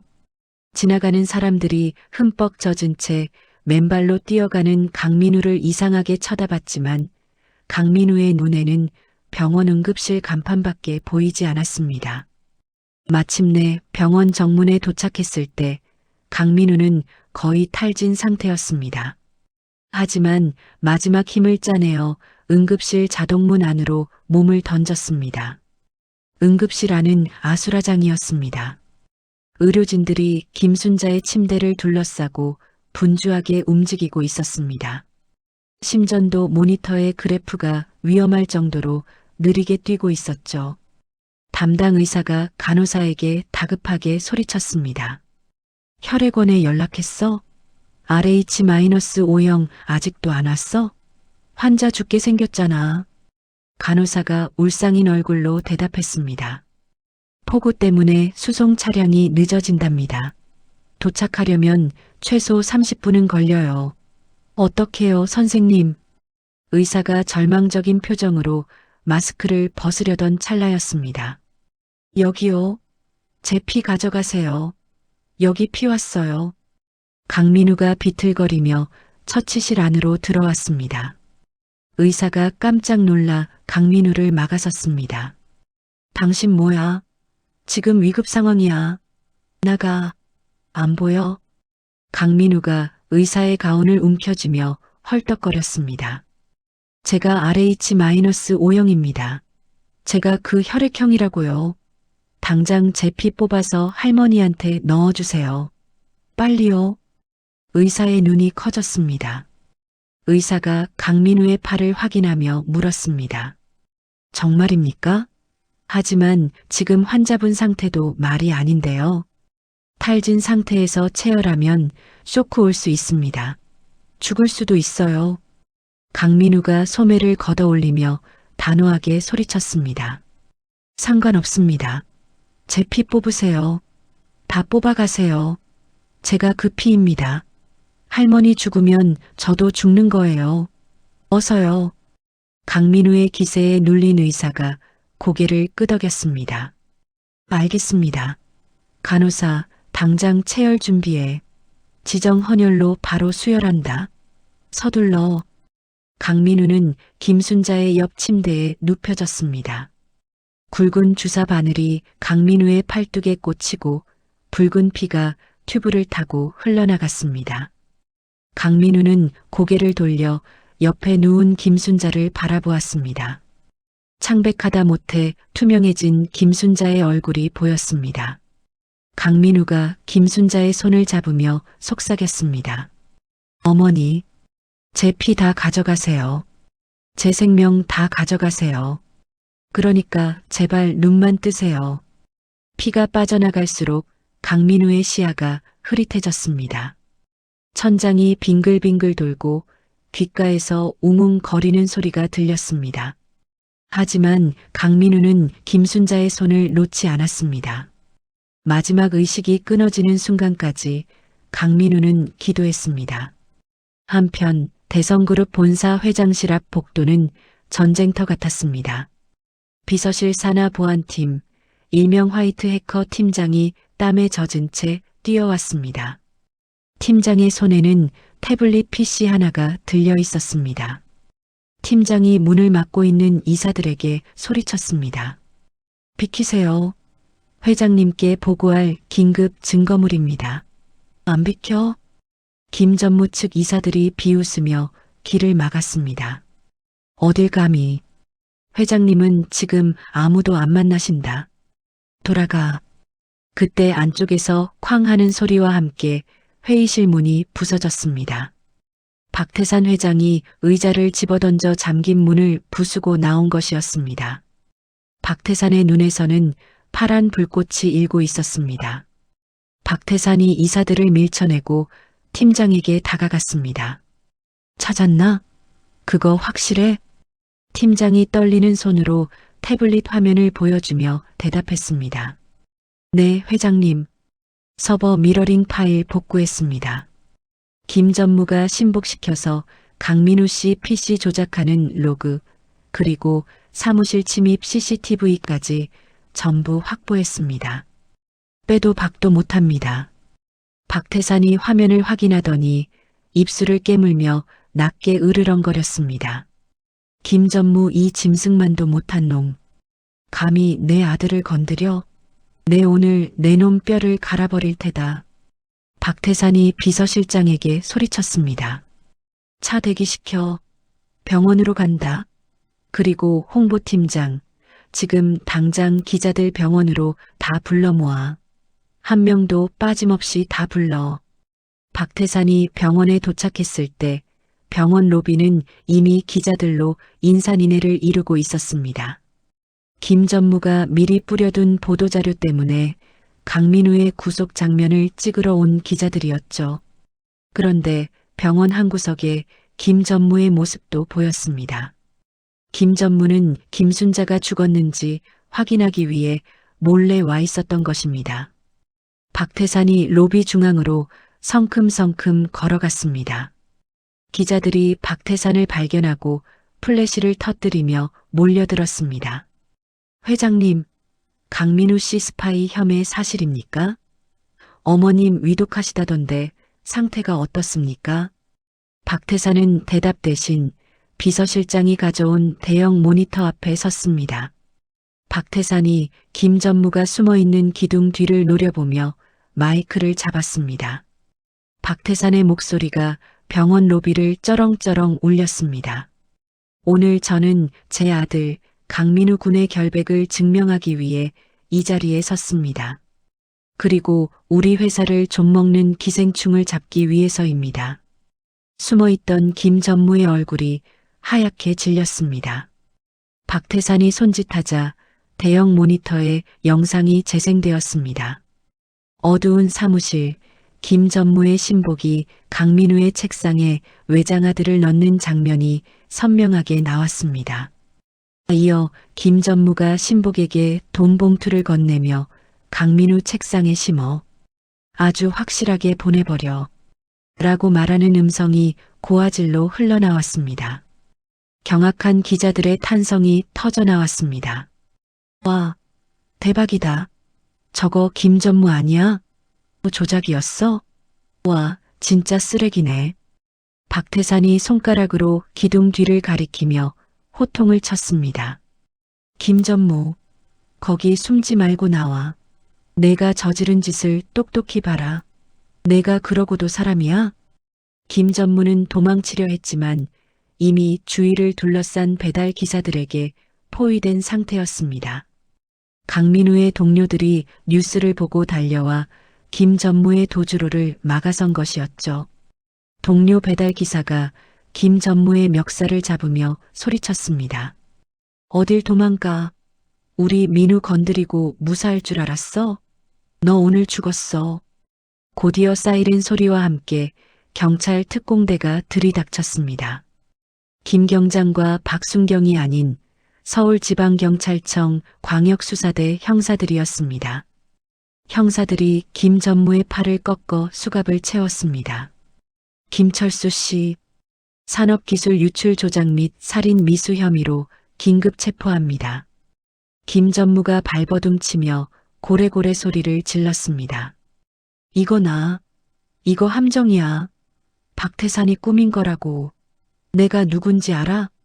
하지만 박태산은 잡혀가는 김전무에게 눈길조차 주지 않았습니다. 박태산은 곧장 수술실이 있는 병동으로 뛰어 올라갔습니다. 수술실 앞 복도 끝 회복실 문이 열려 있었습니다. 박태산이 숨을 헐떡이며 안으로 들어갔습니다. 그곳에는 침대 2개가 나란히 놓여 있었습니다. 한쪽에는 혈색이 돌아온 김순자가, 다른 한쪽에는 핏기가 하나도 없는 강민우가 누워 있었습니다. 두 사람의 팔은 여전히 수혈 튜브로 연결되어 있었습니다. 자신의 생명을 나누어 어머니를 살린 아들의 모습이었습니다. 박태산의 다리가 휘청거렸습니다. 박태산이 강민우의 침대 곁으로 다가가 털썩 주저앉았습니다. 박태산이 강민우의 차가운 손을 잡고 얼굴을 묻으며 오열했습니다. 민우야, 이 미련한 놈아, 왜 이렇게까지 한 거야? 왜? 그때 강민우의 손가락이 미세하게 움직였습니다. 박태산이 깜짝 놀라 고개를 들었습니다. 강민우가 천천히 아주 힘들게 눈을 떴습니다. 초점 없는 눈동자가 박태산의 얼굴을 찾았습니다. 강민우가 갈라진 입술을 떼며 힘겹게 물었습니다. 회장님, 어머니는요? 어머니는 괜찮으세요? 살아계세요? 자신이 죽다 살아났으면서도 어머니부터 찾는 강민우의 말에 박태산의 가슴이 미어지는 것 같았습니다. 박태산이 눈물을 뚝뚝 흘리며 고개를 끄덕였습니다. 그래, 살았다. 내가 살렸어. 어머니 아주 건강하셔. 걱정 마라.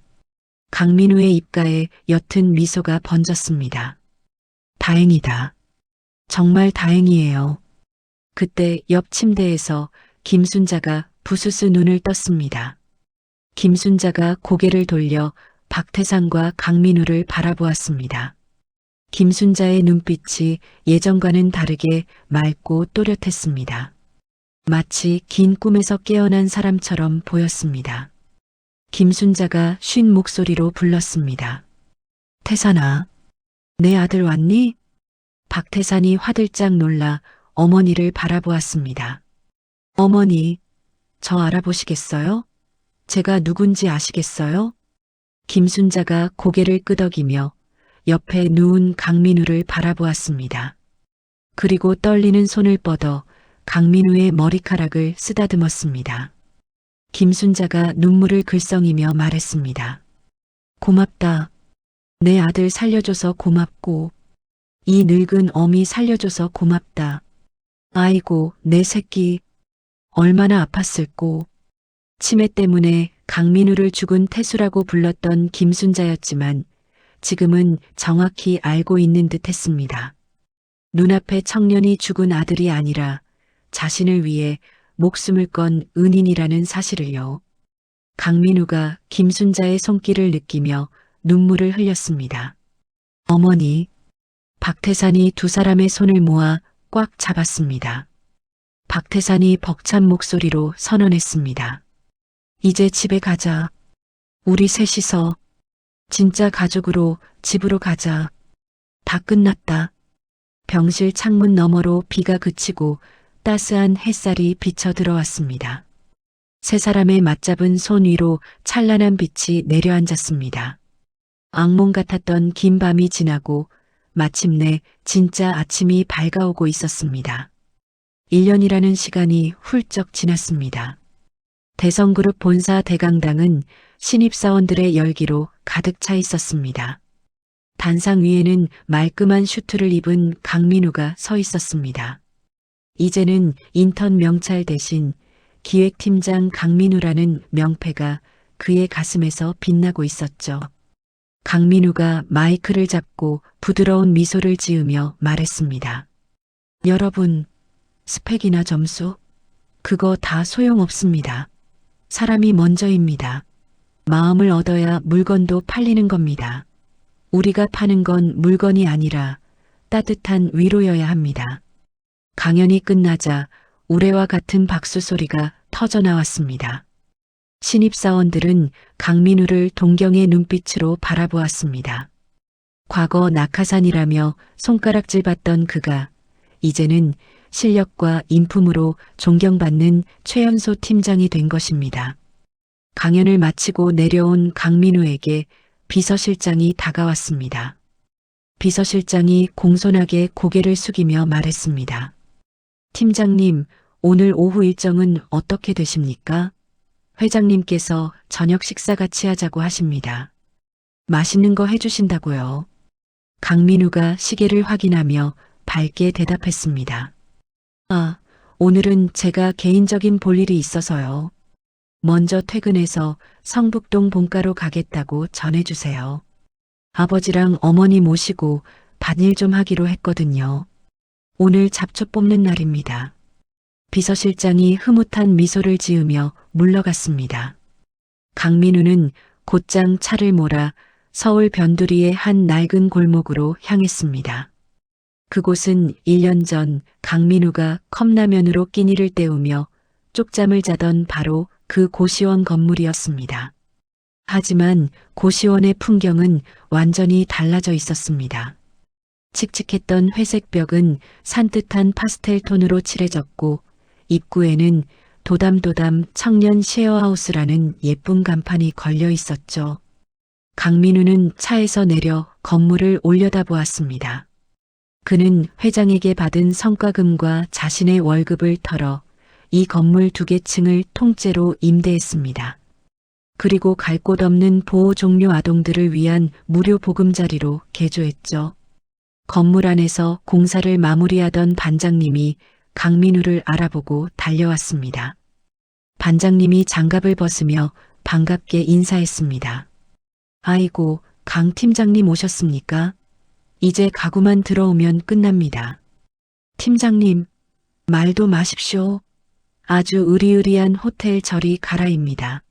바닥이 아주 뜨끈뜨끈해서 지지기 딱 좋아요.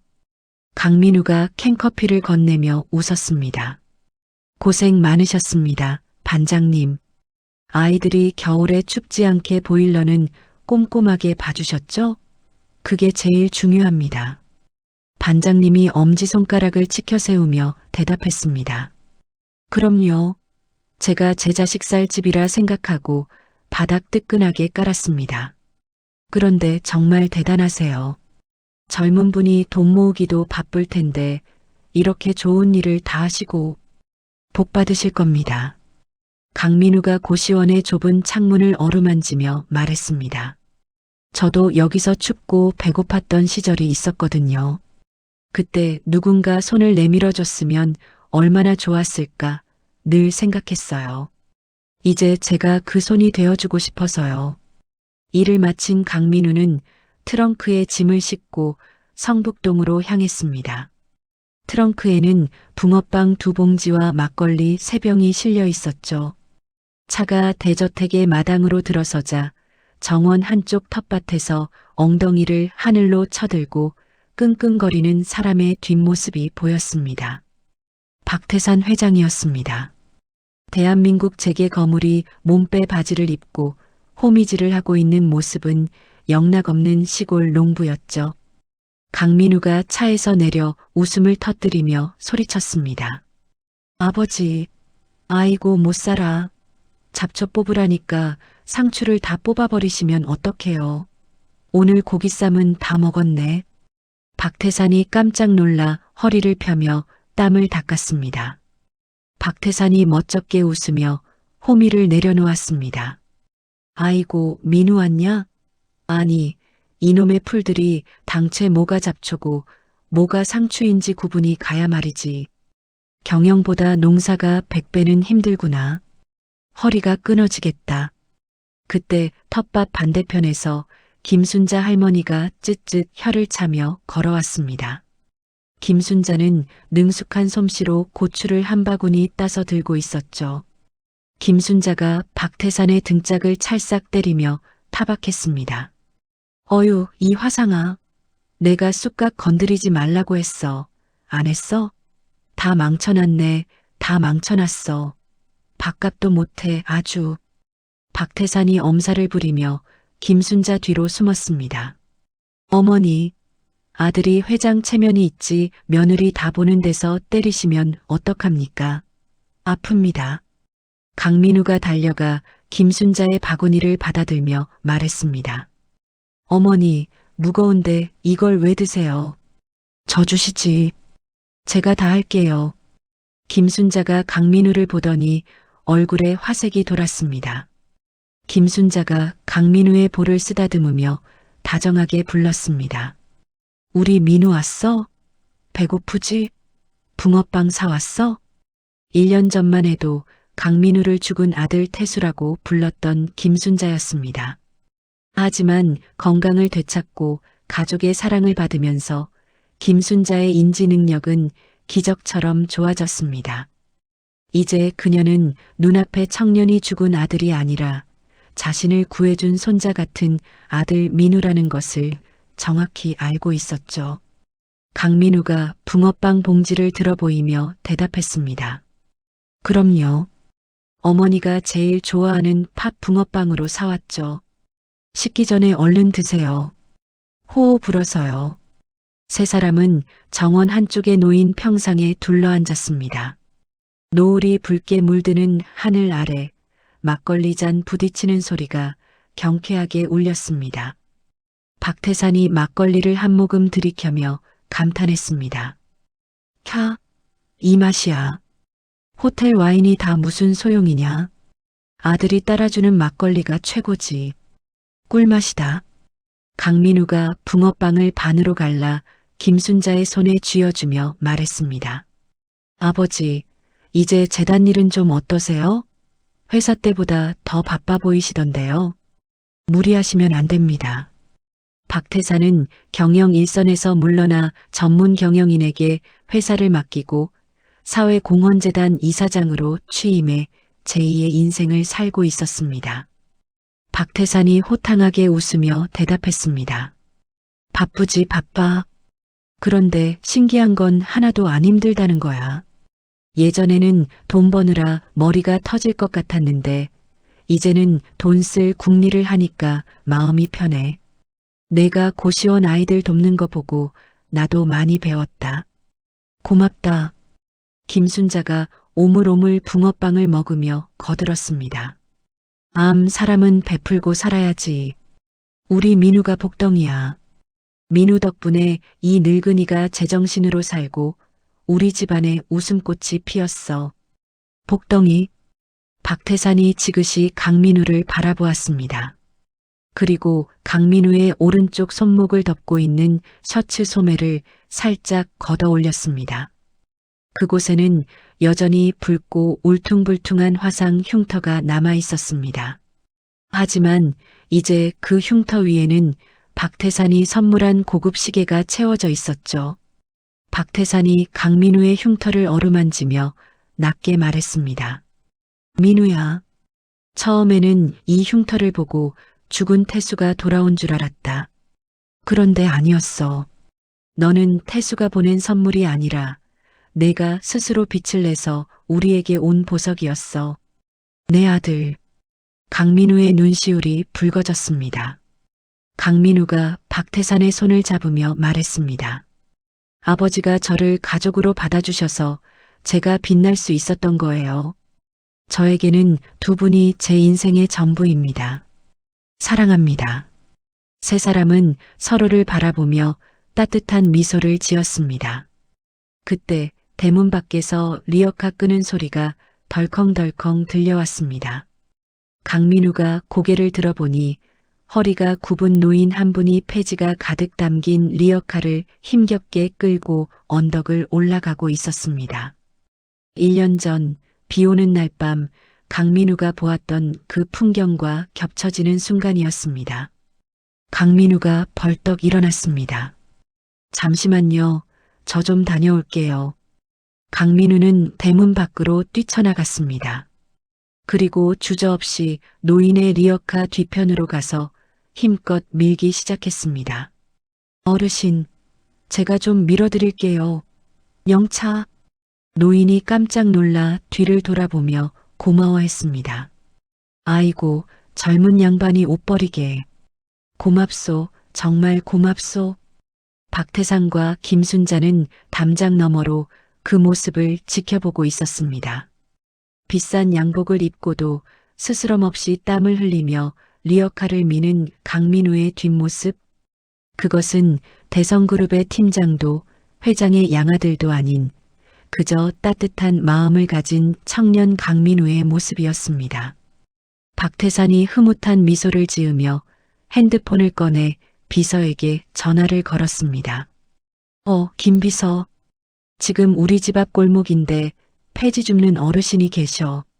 성함이랑 주소 파악해서 재단 지원 명단에 올려. 매달 생활비랑 의료비 전액 지원하고 겨울 패딩도 제일 좋은 걸로 보내드려. 알겠지? 전화를 끄는 박태산이 김순자의 어깨를 감싸며 말했습니다. 어머니, 우리 아들 참 잘 키우셨습니다. 김순자가 고개를 끄덕이며 웃었습니다. 그럼 누구 아들인데? 최고지. 강민우가 언덕 끝까지 리어카를 밀어주고 다시 집으로 달려왔습니다. 숨을 헐떡이는 강민우의 이마에는 땀방울이 맺혀 있었지만 얼굴은 그 어느 때보다 환하게 빛나고 있었습니다. 박태산이 수건을 건네주며 강민우의 등을 두드렸습니다. 수고했다. 역시 내 아들이다. 세 사람은 다시 평상에 앉았습니다. 밤하늘에는 별이 하나둘씩 뜨기 시작했고 성북동 저택의 노란 불빛이 따뜻하게 정원을 비추었습니다. 거실 통유리창 너머로 벽난로 위에 걸린 대형 가족사진이 보였습니다. 사진 속 세 사람은 서로 닮은 미소를 짓고 있었습니다. 화면은 강민우의 손목에 있는 흉터를 클로즈업했습니다. 한때는 끔찍한 고통의 증거였고 가난의 낙인이었던 그 흉터. 하지만 이제 그 상처는 사랑으로 덮여 밤하늘의 별처럼 아름답게 빛나고 있었습니다. 세상에서 가장 가난했던 청년은 이제 세상에서 가장 부유한 사람이 되었습니다. 그가 가진 진짜 부는 통장의 잔고가 아니라 타인을 위해 기꺼이 내밀 수 있는 따뜻한 손이었으니까요. 강민우와 박태산 그리고 김순자의 웃음소리가 밤하늘로 퍼져나갔습니다. 비 온 뒤 땅이 굳어지듯 시련을 겪으며 단단해진 이들의 행복은 영원할 것입니다. 진심은 결코 배반하지 않으니까요. 차가운 빗줄기 속에서 시작된 민우의 이야기가 어느새 따스한 봄 햇살 아래서 막을 내렸습니다. 가진 것 하나 없던 흙수저 청년이 무심코 건넨 작은 선의가 결국 그를 가장 높은 곳으로 이끄는 기적이 되었습니다. 민우의 팔에 남은 붉은 흉터는 더 이상 아픔의 낙인이 아닙니다. 누군가를 살리기 위해 기꺼이 내밀었던 용기이자 사랑하는 가족을 얻게 해준 영광스러운 훈장이 되었습니다. 세상이 아무리 각박하고 차갑다 해도 진심은 결코 배반하지 않는다는 것을 민우는 우리에게 보여주었습니다. 여러분도 혹시 지금 춥고 어두운 터널을 지나고 계신가요? 그렇다면 민우의 이야기를 기억해 주세요. 우리가 뿌린 작은 친절의 씨앗은 언젠가 반드시 큰 나무가 되어 우리를 지켜주는 그늘이 되어줄 것입니다. 민우의 앞날에 그리고 여러분의 삶에도 언제나 따뜻한 봄날만이 가득하기를 진심으로 기원합니다. 이야기를 끝까지 들어주신 분이 계시다면 잘 들었다고 댓글 하나만 남겨주세요. 감사합니다.